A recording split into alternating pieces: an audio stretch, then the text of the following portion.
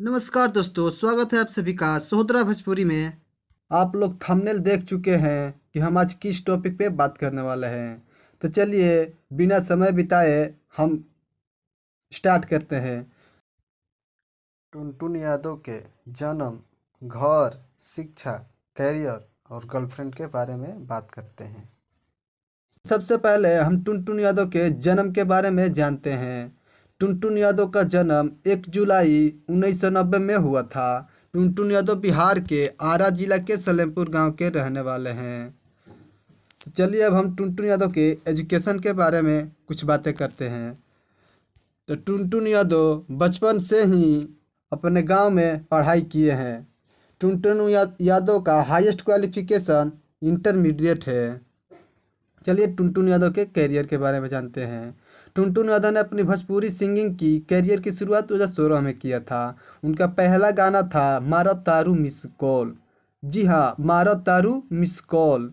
यह गाना भोजपुरी दर्शकों को काफ़ी पसंद आया। टुनटुन यादव ने भोजपुरी के लिए कई सारे गाने किए, जिससे आगे चलकर वह भोजपुरी में सिंगिंग में काफ़ी लोकप्रियता हासिल किए और लोगों के दिल में राज करने लगे। चलिए अब हम टुनटुन यादव के गर्लफ्रेंड के बारे में बात करते हैं। टुनटुन यादव की एक गर्लफ्रेंड थी जिसका नाम था पूजा यादव। जी हाँ, पूजा यादव। तो पूजा यादव से टुनटुन यादव ने शादी कर लिया। टुनटुन यादव अपनी पत्नी के अलावा इनका कोई दूसरा अफेयर नहीं था। टुनटुन यादव की शादी 7 फरवरी 2023 को पूजा यादव से हुई।